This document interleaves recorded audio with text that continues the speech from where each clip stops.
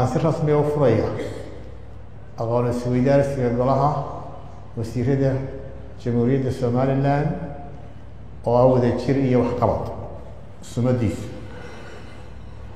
ugu horeyn waxaan tacsiin u dirayaa dadkeennii ku dhintay deegaankii Dacwaley, waxaana looga baryayaa inuu naxariisto jannadiina ka waraabiyo ehelkii, axsaabtii iyo qaranka jamhuuriyadda Somaliland samir iyo iimaan ka siiyo. waxaan kaloo ducaynayaa inta dhaawaca ah in Alle uga baryaynaa inuu caafimaad buuxa oo dhaqsaa siiyo. meel fiican bay warayaan dadaaladii dhibaatada lagu soo afjarayay iyo wadahadalkii ka dhexeeyey jamhuuriyadda Somaliland, dowladda federaalka Itoobiya iyo dowlad deegaanka Soomaalida. waxaana ku rajo weynahay in la soo afjaro dhibaatadaas. waxaan ka xunahay dhibaatada dhacday. waajibka ugu weyn ee maanta ayna saaran waxa weeye inaynu nabadii soo celinno, dhibaato kale aanay dhicin haddii aan la yidhaahdo. qof kasta oo wasiirada ka mid ah wuxuu hayaa shaqo muhiim ah ayuu qarankan u haynaya haddii aan la yidhaahdo. waxaana laydinka filayaa in sida ugu quruxda badan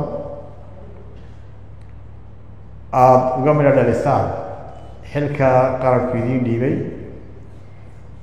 waa arrin iska caadi ah marka shaqo la isu diro in loo xulo dad mudan kara inay shaqadoodu ka bilaabaan iswaraysi, wax wada qorshayn iyo aqoon isweydaarsi, si loo abuuro barbilaga ay tahay in dhammaan golaha wasiiradu ay isla jaan qaadaan, loona helo iskaashi, wada shaqayn iyo faham shaqo oo lagama maarmaan u ah guusha aynu doonayno inaynu dalkan u horseedno.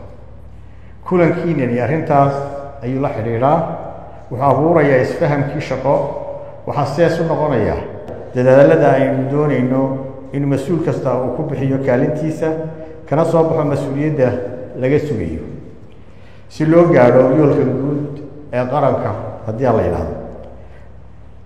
aqoon-yahanka iyo waayo aragga kala duwan ee labada maalmood wada qaadan doontaan waxaa isla eegeysaan iswaafajinta qorshayaasha qaranka iyo ballanqaadyadii waxqabadka ee xukuumaddan, iyo sida kale ee xirfadaha iyo tabaha muhiimka ah loo maareynayo, hoggaaminta, go-aan qaadashada, iskaashiga iyo shaqo wanaagga hay-adaha qaranka, tabaha dejinta siyaasadaha iyo qorshayaasha shaqo ee qaranka, iyo isla xisaabtan loo baahan yahay si shaqo wanaagsan loo qabto. ujeeddada aynu ka leenahay waa inaynu ku kala tagno innagoo isla fahanay xaaladda maanta qaranku ku sugan yahay, halka ay tahay in looga dhaqaaqo.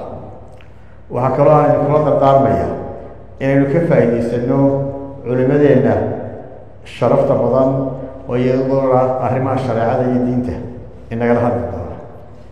waxaan idinka filaynaa labada maalmood kadib in shaqadeennu aynu hore ka bilowno, hore socod muudana aynu samayno oo aynu muujinno, si qurux badanna isula jaan qaadno, si wacadkii aynu ummadda u qaadnay aynu uga midho dhalanno.